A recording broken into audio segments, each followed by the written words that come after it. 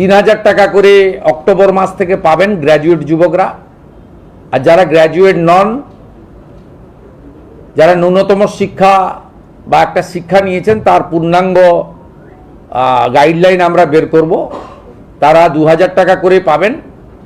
এক্ষেত্রে বাজেট বইতে যেটা আছে সেটা হচ্ছে গতকালের বাজেটে যুবশক্তি ভাতার কর্মসূচি নিয়ে বড় ঘোষণা করা হয়েছে। কবে থেকে টাকা দেওয়া হবে, কারা এই টাকা পাবেন, কারা পাবেন না, পারিবারিক আয়ের শর্ত কি, আবার যদি পরিবারের কেউ অন্য কোনো সামাজিক সুরক্ষা প্রকল্পের সুবিধা পান তাহলে কি এই প্রকল্পের টাকা পাওয়া যাবে। এই সমস্ত বিষয় নিয়ে আপনাদের মনে অনেক প্রশ্ন রয়েছে। আর গতকালকের বাজেটে এই বিষয়গুলো নিয়ে গুরুত্বপূর্ণ তথ্য সামনে এসেছে। সমস্ত ডাউট ক্লিয়ার করার চেষ্টা করব। তার আগে ভিডিওটি বেশি বেশি করে শেয়ার করে দিন, যাতে সকলে এই গুরুত্বপূর্ণ খবর জানতে পারে। আর এই ধরনের সরকারি প্রকল্পের খবর ও আপডেট সবার আগে পেতে চ্যানেলটি সাবস্ক্রাইব করে রাখবেন। ফেসবুক থেকে যারা ভিডিওটি দেখছেন তারা অবশ্যই ফলো করে রাখবেন। দেখুন, আমি প্রথমে আপনাদের মুখ্যমন্ত্রী শুভেন্দু অধিকারী কি বলছেন সেই বক্তব্যটি শুনিয়ে দিচ্ছি। তারপরে বাজেটের বইয়ে কি লেখা রয়েছে সেটাও দেখাবো। তারপরে পুরো বিষয়টা আলোচনা করে দেব। তো চলুন এই বিষয়ে মাননীয় মুখ্যমন্ত্রী শুভেন্দু অধিকারী কি বলছেন সেটা দেখে নেওয়া যাক। ৩,০০০ টাকা করে অক্টোবর মাস থেকে পাবেন গ্র্যাজুয়েট যুবকরা। আর যারা গ্র্যাজুয়েট নন,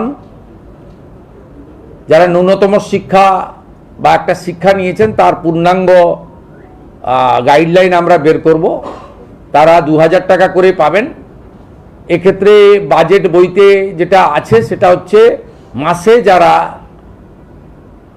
১,০০,০০০ টাকার বেশি রোজগার করেন, ইনকাম ট্যাক্স পেই, তারাই এই সুযোগ পাবেন না। এটা বছরে নয়, এটা ক্লিয়ার করতে চাই।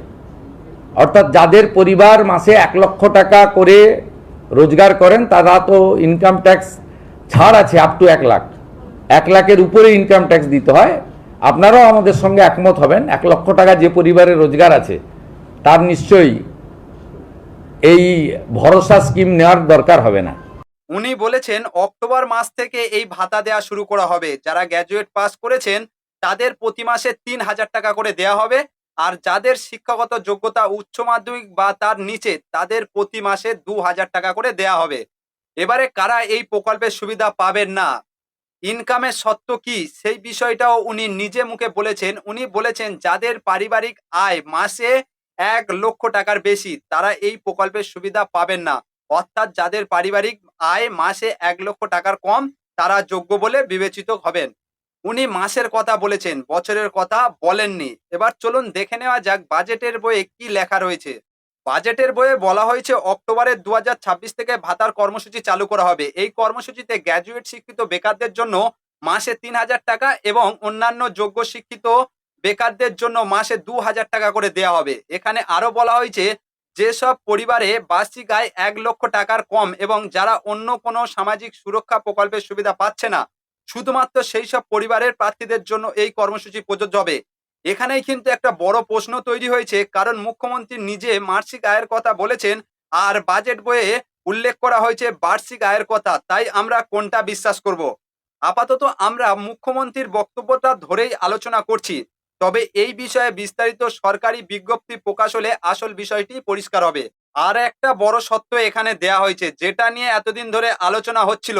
বলা হয়েছে যারা অন্য কোনো সামাজিক সুরক্ষা প্রকল্পের সুবিধা পাচ্ছেন না, শুধুমাত্র সেই সব পরিবারের সদস্য এই প্রকল্পের সুবিধা পাবেন। এর মানে যদি ধরা হয় তাহলে ধরুন একটি পরিবারের ৪ জন সদস্য রয়েছে, সেই ৪ জনের মধ্যে যদি একজনও কোনো সামাজিক সুরক্ষা প্রকল্পের আওতায় আর্থিক সুবিধা পেয়ে থাকেন তাহলে ওই পরিবারের বেকার সদস্য ওই প্রকল্পের সুবিধা থেকে বঞ্চিত হতে পারেন। তবে এখানে একটা বিষয় বলে রাখা ভালো, বাজেট বইয়ের বিষয়টি সংক্ষেপে উল্লেখ করা হয়েছে। কোন কোন প্রকল্পে সামাজিক সুরক্ষা প্রকল্প হিসেবে ধরা হবে, কারা যোগ্য হবেন, কারা হবেন না, কি কি কাগজ লাগবে, এই সমস্ত বিষয় নিয়ে বিস্তারিত সরকারি নোটিফিকেশন এখনো প্রকাশ করা হয়নি। সেই নোটিফিকেশন প্রকাশ হলে আমরা সমস্ত বিষয়ে আরো বিস্তারিতভাবে আলোচনা করব এবং আপনাদের সামনে সঠিক তথ্য তুলে ধরব। আপনাদের এই সত্যগুলো কেমন লাগলো অবশ্যই কমেন্ট করে জানাবেন। ভিডিওটি বেশি বেশি করে শেয়ার করে দিন যাতে সবাই এই গুরুত্বপূর্ণ খবর জানতে পারে। আর এই ধরনের তথ্য আপডেট সবার আগে পেতে চ্যানেলটি সাবস্ক্রাইব করে রাখবেন। ফেসবুক থেকে যারা ভিডিওটি দেখছেন তারা অবশ্যই ফলো করে রাখবেন।